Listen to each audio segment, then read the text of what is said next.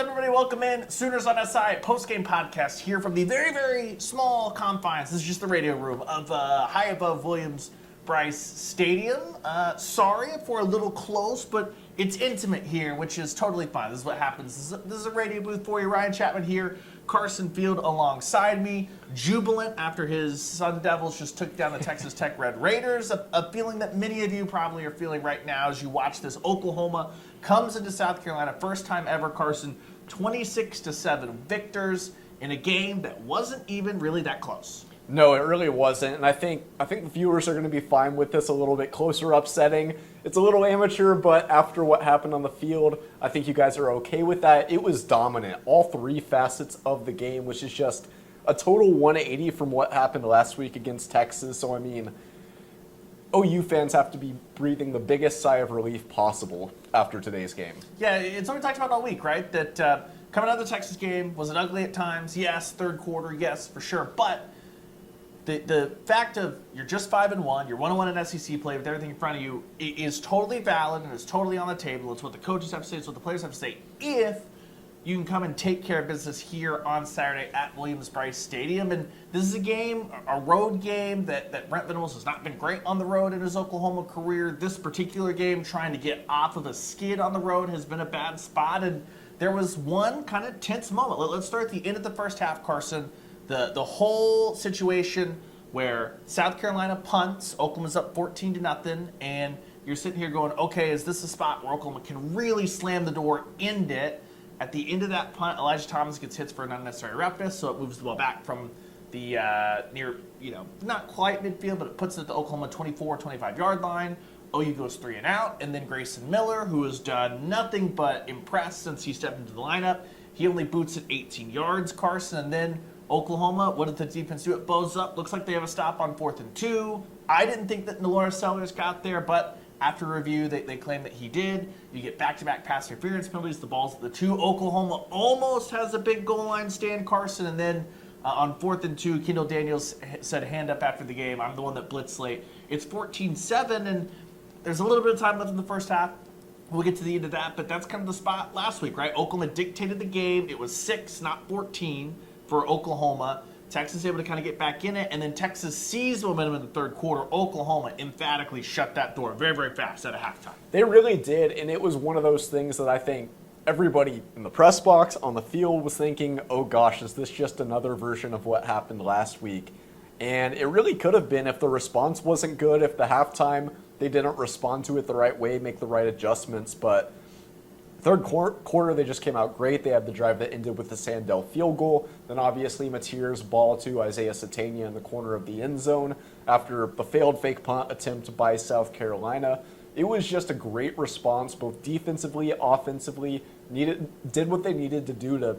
By the time the fourth quarter started, I mean, the game was pretty much over. Yeah, that Satania touchdown. It started empty, and it's kind of a weird setup. Behind us, the state fair of South Carolina, the South Carolina fair is rolling on, and a lot of people you could see at halftime. There were some people who decided it was kind of hot out there today to funnel out, head to the fair, all that, and Oklahoma did what a good team does. They said that was a sloppy 5 minutes of probably real time, and they made it just a sloppy 5 minutes. Even when you look at it, Carson, students kind of got the ball back, not enough time to probably make something happen, had to give it away, and then Grayson kind of went out there, had a much better punt, and then that moment at the end of the first half where South Carolina had burned a timeout trying to go over the middle, didn't get the first down, so they didn't have the timeout in the back of their pocket. They tried to go over the middle again and go tempo and spike it just to get a field goal attempt. Oklahoma calmly just, I'm kind of wound up here. Your leg's on my leg. Let's just make sure that everything's good. South Carolina can't get it off. And really from there, it was like South Carolina, if they had any momentum, it lasted quite literally 3 or 4 minutes. Oklahoma comes out, strong first defensive series of the second half. And then by, like you said, by the end of that third quarter, the game was over. And it was just I thought they showed a lot of poise today in a spot that, not as good a team as Texas that they played today, but a spot where it could have snowballed if the wheels were going to fall off. They had a little bit of the ingredients for it to happen, and they quickly just stood up and said, one bad drive, not happening, not today. Yeah, they did. I want to first ask, I was diagonal from where it happened when the time ran out in the second quarter. Was that kind of bush league on the part of OU. Did the It was just it's what you mean, should it's do. smart. It was one of those things that I wouldn't even say it's like, hey, they have to clock it. They had multiple guys rally to the football, and then they just I'm a little laid slow. on the pile. They laid on the pile. I mean, it's smart football. It's what everyone does, yeah. I didn't know if it was clear that there should have been more time left. No. I didn't think so. Yeah, and I know that you were kind of in the corner because the touchdown, the end zones are really, really the tight hedges. here. Yeah, the hedges right behind the end zone. But it was one of those things that Oklahoma started running off the field, and Shane Beamer tried to get everybody stopped, and we were looking around going, the only wrong thing that could happen is to put more time on for that, because Oklahoma, it wasn't like egregious. It wasn't like a personal foul level, someone jumping on the pile. No one extra jumped on the pile. They just laid on it. It was just smart football. Like, hey, you know that they have to be in a hurry, lay on the pile, and time ran out. South Carolina couldn't get the spot. They never even got the ball spot. Here was my thing. It wasn't just like, oh, is there 1 second left? They never got the ball spotted. There was no argument. Yeah. It was a good moment there, and then that kind of, I thought, paved the way for Oklahoma to just dictate things in the second half, much like they did in the first quarter. Yeah, to answer your original question, sorry for going on a little bit of a tangent there,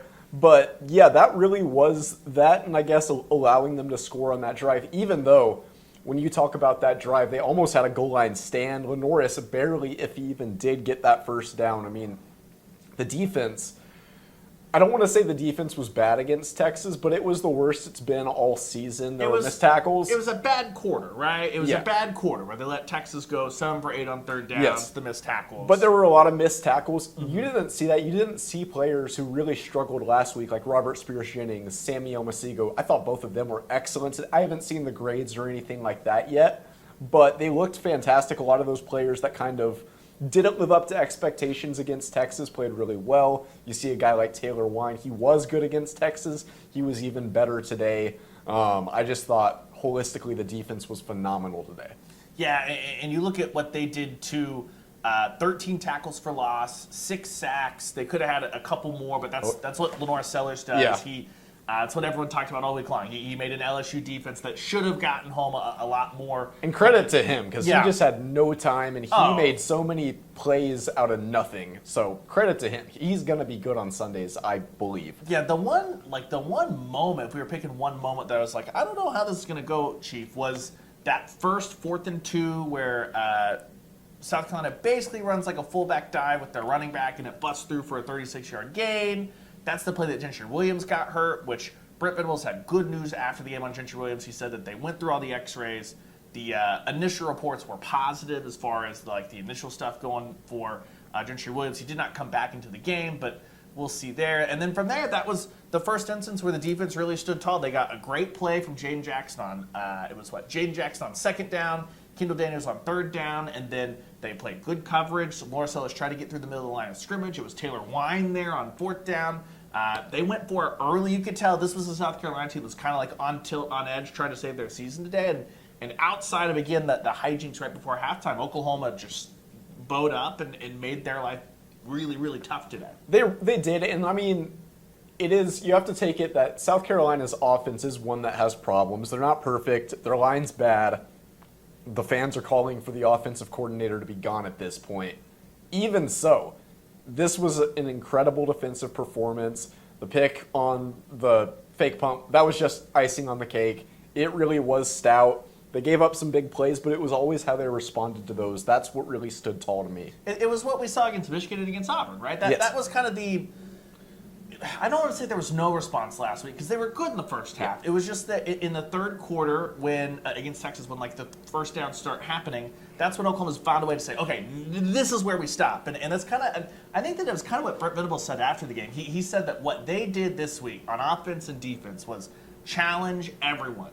Hey, look at some of the stuff against Texas. The pile was not moving the right way. Let's move this pile the right direction. And the offensive line did their job. We'll get to that here in a second. But I thought the defense certainly was one that they just bottled up South Carolina. There's nothing that they could do. I mean, you look at it, and even if you left the sack yardage in for South Carolina off the 6 sacks, they still didn't get quite to 100 yards rushing when Lenore Sellers was in the game. The only real offense, like They finished with, of course, my Wi-Fi goes out. They finished with, I think it was like 255 or 285 total yards of offense.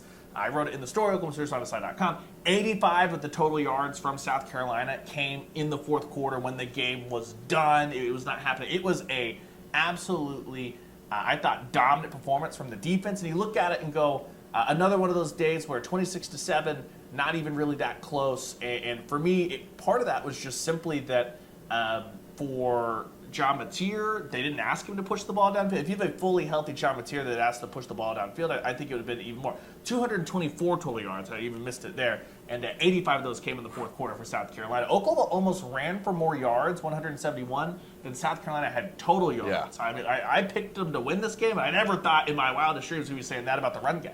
No, it's really impressive what they did on the ground. I thought Xavier Robinson looked fantastic. Torrey Blaylock, I mean, he's been the lead back, but he looked really sharp today, and a lot of it's obviously a credit to the offensive line. Could actually do something today. Yeah.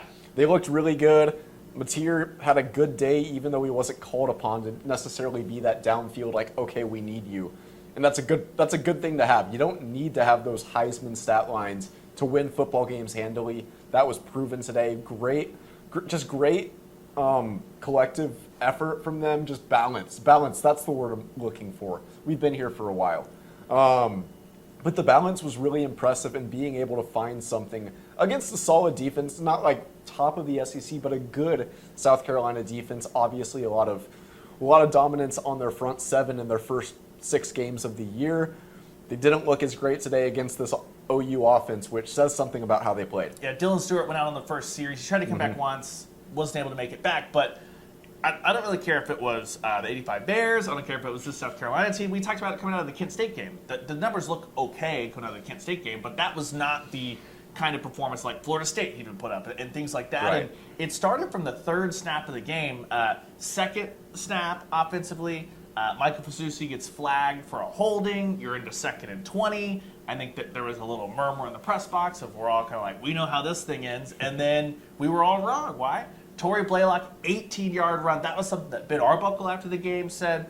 That set the tone. That's something that Torrey Blaylock said. And for Michael Fasusi, first off, you got to go watch the Fasusi interview on either OklahomaSooners.si.com or Who's YouTube page, John Hoover Media. I think Oklahoma fans are going to love this guy. Fasusi came out, we're like, hey, how'd it go? And he immediately goes on like a 1-minute rant about himself and how he did not play well enough and how he's very frustrated. You could tell he was like ready to like get after it. And I was like, hey, man, you guys just ran for 171 yards. Like, in general, I know that you didn't feel good about it, and that's the mentality that you want, but you had Torrey Blaylock himself rush for 45 yards on 4 carries and a touchdown on that opening drive. When you add in the Mateer 5-yarder on the first drive alone, Oklahoma had rushed for more yards than they had rushed for in both the Auburn game and the Texas game. Oklahoma's second scoring drive, it wasn't necessarily Blaylock, it was Xavier Robinson who bounced one outside for 25 yards, then had a 10-yard touchdown run, and that was a scoring drive, man, that it spanned 13 plays, 92 yards, took 5:17 off the clock. 6 of those 13 plays were rushes for 56 yards. So you look at it on the first 2 drives of the 2 touchdown drives, of the game for Oklahoma, they had rushed for more than either of their SEC games individually, and you slap those 2 together, and Oklahoma already had more rushing yards than any point in SEC play this year. Yeah, and I thought Mateer, as far as when he kept the ball and just took hits, I thought he was a lot more decisive. He didn't put up gaudy rushing numbers by any means. What did he, 14? Yeah, that's about what I expected, but he was a lot more decisive today, figured out like, okay, I should not take that hit. I should slide here. I thought that he was a lot more comfortable. I mean, that's the product of a full week of practice. I know that Mateer doesn't want to say that. He doesn't want to make excuses for what happened against Texas, but you could tell that there was just so much less of that rust. Even if he had some dicey throws, he was not perfect today. There was that one in the third quarter that should have been picked. His throws today were the kind of throw. So the interceptions he had thrown to date has been a lot of like missing high and to the right and things like that. That one I thought was, hey, he was pushing it downfield on a big third down. That was not deep in his own end. And I thought it took a good play anyway for South Carolina to dive and kind of tip it. Could they have caught it? Yeah, but that would have been one where you're like, ill-advised throw, maybe, but at least it was them having to make a play on it, as opposed to like Malik Muhammad had 2 interceptions last week where it was just thrown. All he had to do was like catch it, and the big thing is no other turnovers. Oklahoma was a +2 the turnover margin, which Brent even kind of like joked about. He's like, hey, nice to see that. type thing. I thought that was huge, and they didn't need to because you finally got it. Can you imagine if they had run like this against Auburn or against Michigan? Even I know that they had the long drive there at the end, but if they had run with this kind of consistency, those two games would have been totally different in just way more comfortable for Oklahoma as well. Yeah, and it's good to see Xavier Robinson especially come to life because we were kind of wondering, like, what's going on with him? Like, where has Xavier Robinson been? He was awesome against Alabama. The back half of the season, he was really good last year. And he comes back in today and looks fantastic. He's someone that we talked about on the podcast during the week. He's someone that could catch short passes, be an asset in not the run game, but kind of that intermediate short range as a target for Mateer. I think that's helpful to have. Adds another element to this offense. And I mean, we've seen Blaylock. He's looked good. He's shown flashes. I mean, even against Texas, he had a couple runs for about 10 yards. Looked like he was a solid back. He just couldn't get the blocking. Those two ran well, got the blocking today, and you saw the result. Yeah, I think it's really big, too. We, on radio, we talked to Rodney Anderson a ton, and he is always really pitched with running backs, obviously, but without being too overly critical, he's basically said it. And Torrey Blaylock, we asked him on Monday, like, how hard is it just to build a rhythm when you're in for one drive, then out, things like that. He, to his credit, was just like, I just got to be better. But Rodney Anderson, he talks about it all the time, like, it's really, really hard as a running back to feel the, hey, how is the defensive line coming down and trying to knock things off? How's the offensive line? Are their angles proper and things like that? It's really hard to get a feel for that when you go one drive in, then you might not touch the ball for another quarter. It really feels like Oklahoma was able to just say, we're going to pare down this running back rotation. It's going to be Xavier Robinson and Torrey Blaylock. Torrey your 1A, Xavier your 1B. Sprinkle the Mateer in there. Mateer didn't have to run the ball 20 times or anything close to that. We saw Taylor Tatum right at the end. We saw Jaden Knott right at the end, but Tatum being so banged up, I wouldn't be surprised if they maybe look to see, hey, if he could be a plus, sure, but is that a guy that might redshirt or not? I don't know because he's a young guy still. Javonte Barnes, I think Javonte Barnes is going to try and redshirt and maybe transfer at the end of the year. I know that Britt said the hammy. We saw no Javonte Barnes, no Kendall Dolby as well. He was the latest to the injury report. I think it's the same deal there. But I think that you just saw Blaylock and Robinson got into a rhythm, the offensive line moving the pile the right way, and even credit to, I thought, Caden Helms, who had struggled at times blocking earlier, thought he was good today. Jaron Canick was doing enough, and they weren't asking Jaron Canick to be the guy that Torrey Blaylock's having to run behind. I just thought that, like, great game plan from Ben Arbuckle, great work from, I don't know if it was Brent Venables going in and being like, hey, can we tweak this a little bit? But the defensive game plan was really good.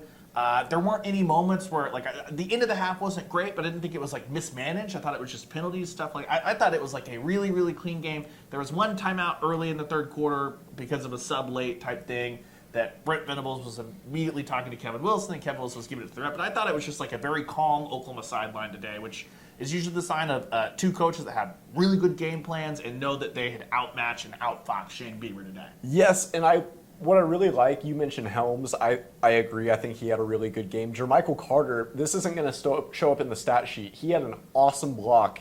I think that was in the third quarter. I don't remember exactly when, but that was amazing. I felt like a lot of players, with Keontae out, Javonte being out, a lot of players stepped up today. That was necessary. Javonte Gibson starting to get into a little bit more of a rhythm with Oklahoma. I thought the depth was on display. We've seen a lot of defensive depth this year. Maybe not as much on the offensive side, just because the receivers have been good. The Sooners don't need to see anybody else necessarily. Canick was a star for the first 4 games. Didn't really need to see Helms, Kent, Huggins, any of those guys. Seeing some of that offensive depth, I think that was very promising. Yeah, and I thought Satania today, he finished 7 catches for 73 in the touchdown. It wasn't like oh my gosh, this is like a huge, he's busting off a 50-yarder, but just the simple stuff like he's coming toward the sideline and just the field will turn back in and really wrong foot some of the South Carolina DBs. Javonte Gibson, you look at it, and Carson, if I just told you 5 catches, 24 yards, you might be like, ho-hum, what's that?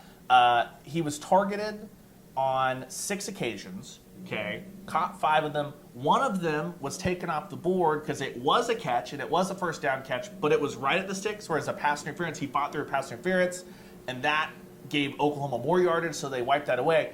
3 of his 5 catches were for first downs. And you look at it, it's a 3-yard grab on 3rd and 2, a 7-yard grab on the dot on 3rd and 7, and a 5-yard grab on the dot on 2nd and 5. Physical pound. I thought that was really important. He kind of just slotted in perfectly for Keontez Lewis. Keontez, who didn't play today, a guy who's been a 3rd down target from a tier.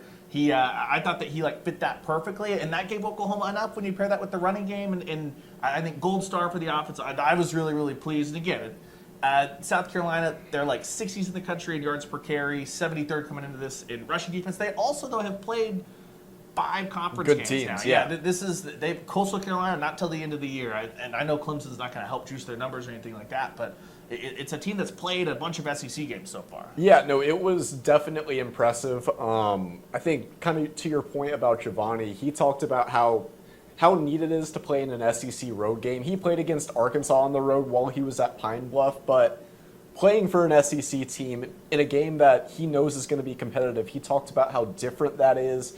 And his role is obviously a lot different than he was at Pine Bluff. That wasn't a very good football team. He was kind of their offense. Here, it's kind of finding that role of those short passes for first downs. He's a big body with good hands. He doesn't need to be that 1,000-yard receiver. He needs to be someone that can move the ball. Today proved that he can really do that, even if his numbers, 5 for 24? I mean, not eye-popping, not flashy, not sexy, but those are good numbers when you really look into what those catches were. Yeah, and they were big plays, like you said, like big plays. And then you go over to the defense, and it's hard to even highlight one person for big plays. You had Grayson Halton, who basically ended a drive. I feel really bad for Grayson Halton because he had a really big pressure and then a really big sack.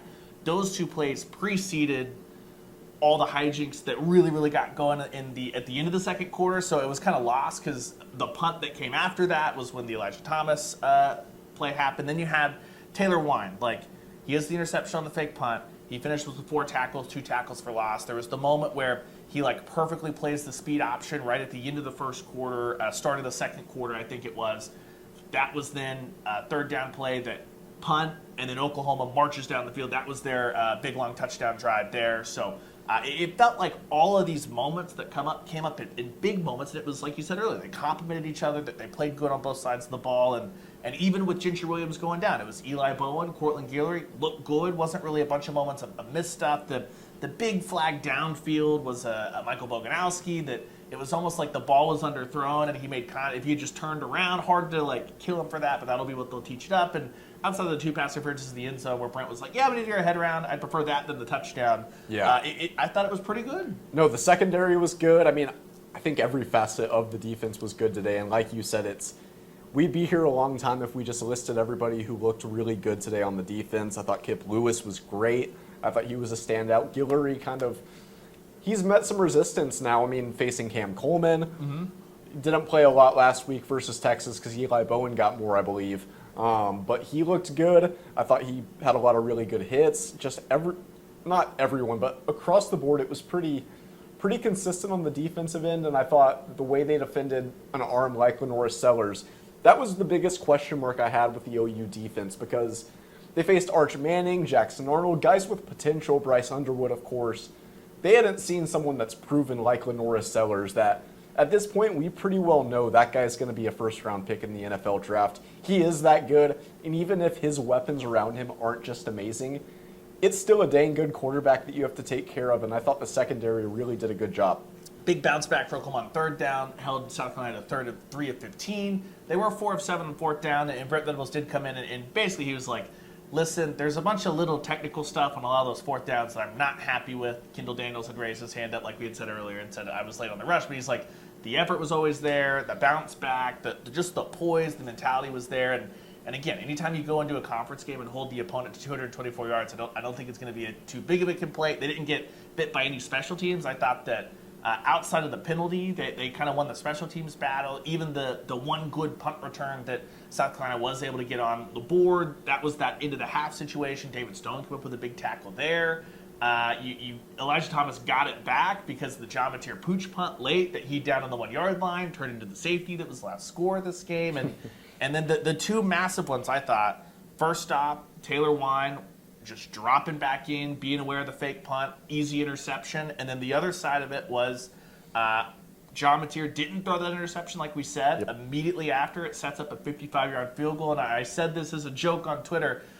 This season could end really well. Not really. Like, it doesn't really matter what the season is. This is a Tate Sandell tweet. Oklahoma can build around Tate Sandell in 2026, and I believe that because the young man goes out there and just bangs in 55-yarders for fun. That's his third kick of over 50 yards plus this year. Yeah, no, he missed his first ever kick as a Sooner against Michigan. And Clearly nerves. So at this point, we can just be like, that I was agree. clearly nerves because he is banging. Yeah, and I almost feel a little bad for Austin Welch, the other leg that they got out of the portal. I mean, he's only kicked one field goal, and I don't think he's going to kick any more this year just because of how good Sandell's been.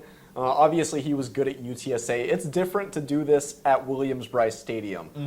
In the heat, with the fans screaming at you, he looks really dang good. I predicted, this is my hot take for the year, that he would win the Groza Award. It's looking... It's not out of the cards at this point. Not he out looks of the cards. really dang good. But yeah, he's fantastic. None of the cards. Grayson Miller did hurt his Ray Guy candidacy He today, did. but he got it back. He had a really, really good punt. How long did that last punt end up being for Grayson Miller? 50-yard punt. That'll do for that. And that was the one that put them like within the 5, right? Yeah, that was the one that like really, really pinned South It was a Carolina, great punt. and Oklahoma just dictated. Again, they came on the road and they emptied the stadium by the end of the third quarter. I feel bad for our old pal Shane Beamer. There were a lot of, you know this well more than I, a lot of fire Mike Shula, a lot of fire Shane Beamer. I think that Shane Beamer kind of wore a pretty long fade. I would be shocked if Shane Beamer's not trying to work his way to Virginia Tech because I think he kind of knows, hey, it might be time to head back home a little bit. You start to wonder, especially with this was supposed to be a really dang good year for South Carolina. If they didn't make the playoff, at least make like the Citrus Bowl, something like that. Finish similarly to what they did last year. I mean, they were one of the hottest teams in college football by the end of last season. And it is shocking to see how inept they are on offense right now with a guy like Lenora Sellers. I still think Beamer's a dang good coach. I think Shula's got to go, and I think he will soon. I don't know if it's going to be tomorrow, next week, but I think he's gone. Shane was asking he does like the coaches show on the field, and he kind of snapped. He was asked about like, do you need to make coaches change? He's like, brother, I just did on Sunday. I fired my offensive line coach. Like, what do you want me to do? So it'll be interesting to see here. But I thought still, I don't think Oklahoma was quite in the spot that South Carolina was in this game last year. They were 3-3. All that's it's 5-1. I know that every loss if it comes to Texas feels like the world has imploded and all that stuff. But it was a bad week last week, a bad third quarter really. They rebounded and here's the key now. Can they build off this rushing attack? Ole Miss, Georgia ran up and down the field on Ole Miss. That's a Rebels team coming into Norman, trying to bounce back off a loss. Probably won't be the top 5 Ole Miss Rebels, obviously, after losing to Georgia. But now it becomes, I think that this is probably the best road win of Brent Venables' career. I think I was looking at either Auburn last year or in 2022 going to Iowa State. It felt like a good, really good rebound after. I think these guys are better than Auburn last year, at least. I think this team, especially, this was kind of like the crossroads, whereas Auburn last year was already a little bit hinky and weird, and you're already having that. Neither one of them top 25 teams or anything like that, but I thought this was a really, really good, and the way it happened to it wasn't just that they needed a pick six or anything like that. It was that, but by the time that Oklahoma reestablished themselves and went back up 2 scores, the game was like, it was a butt kick. Pretty much over. It was just, hey, avoid the big turnover, put one more in the end zone. They did that, and I thought it was poised, it was mature, it looked calm, it looked in control. And in the SEC, like, very rarely are you just going to totally put up, 50-3 or something crazy, massive like that. I thought this was like as good of an Oklahoma team, still growing, still trying to build. I think they took a step forward on both sides of the ball today. They did, and I mean, it's always a good sign if Whit Neubauer's coming in an SEC game. That means you're doing something right, have a big enough lead late in the game. Like you said, I mean, there's no atmosphere in this conference that's easy to win at. It looked pretty dang easy today, and that's a testament to how this team played from top to bottom. Important there, just reminding people, Oklahoma would like to maintain Michael Hawkins Jr.'s red shirt, not for like a transfer situation, just because like they burned it last year. They'd like to keep it this year, and so there was the one moment where the helmet popped off for John Mateer. Hawkins was like ready to go in, and Arwa was like, no, we got to send Whit Neubauer and hand it off. He played the mop-up duty. Hawkins, like if it's like something serious and they need to like save the season, it's going to be Hawkins. If it's just a play where they're going to hand the ball off, it's probably going to be Neubauer trying to maintain that red shirt because Hawkins has now played in what, 2 games? 3 games. Yes, Temple, yes. Kent State. No, just the 2 games. Temple, Kent State. I guess he didn't play against Texas. True. Yeah, sorry.